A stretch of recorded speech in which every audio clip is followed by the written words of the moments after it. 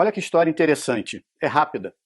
Um empresário americano estava fazendo um trabalho de 2 semanas em Israel. E um dia saiu para almoçar e foi até um restaurante que haviam indicado para ele.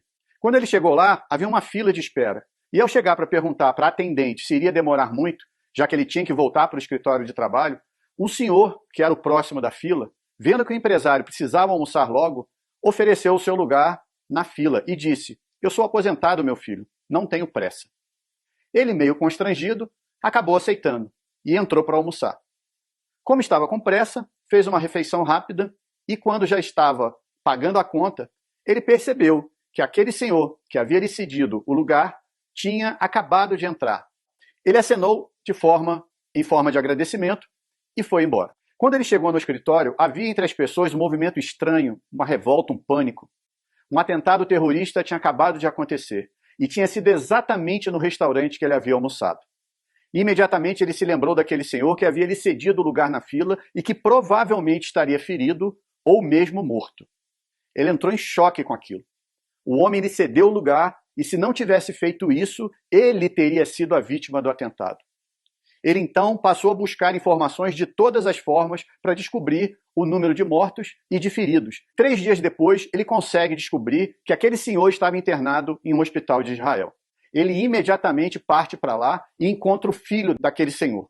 Ele conta para o filho o que aconteceu com ele, com aquela gentileza que ele recebeu, que acabou salvando a vida dele, mas que, infelizmente, trouxe aquela situação para o pai dele. O empresário, então, fala para o filho que, em forma de retribuição, gostaria de pagar todas as despesas médicas e de tratamento, que eles não ficassem preocupados, que ele teria condições de bancar o melhor que ele precisasse.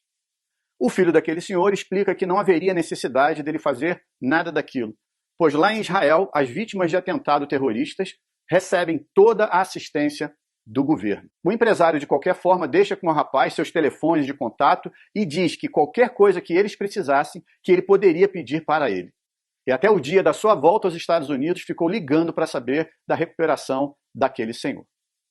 O empresário volta aos Estados Unidos e 6 meses depois desse ocorrido, ele recebe uma ligação do filho daquele senhor, dizendo que o pai dele, em função das sequelas do atentado, daquele atentado, precisava de uma cirurgia muito delicada e que somente nos Estados Unidos ele poderia fazer. E perguntou se o empresário poderia ajudá-los de alguma forma. O empresário imediatamente disse que sim.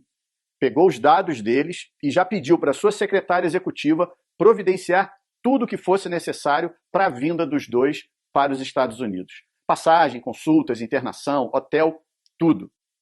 No dia do voo em que os dois, vindos de Israel, iriam chegar nos Estados Unidos, o empresário liga cedo para sua secretária e avisa que não iria trabalhar naquela manhã, pois ele ia pessoalmente buscá-los no aeroporto. E assim ele fez. O voo chegava por volta das 9 horas da manhã e antes disso ele já estava lá, feliz por poder ajudar o homem que salvou a sua vida. O reencontro foi marcado por muita alegria e emoção. E quando eles já estavam no carro se dirigindo para o hotel em que os dois iriam ficar hospedados, o empresário escuta no rádio do seu carro a notícia de que um avião havia acabado de atingir uma das torres gêmeas em Nova York. Era 11 de setembro de 2001. E o escritório do empresário, que ia toda manhã bem cedo trabalhar, era exatamente no World Trade Center. A presença daquele senhor na vida do empresário havia salvo novamente a vida dele. Primeiro, ele foi salvo por ser ajudado. Depois foi salvo por ajudar. E se ele não tivesse tido a gratidão de fazer o que fez? Como teria sido essa história? Às vezes, um ato simples de ajuda pode mudar a vida do outro. E mesmo que, para isso, a nossa própria vida possa não seguir tão bem. Às vezes, um ato simples de ajuda pode mudar a sua própria vida também. E assim, sua vida seguir muito bem. Exerça a gratidão. Fica a dica. Um abraço. Tchau, tchau.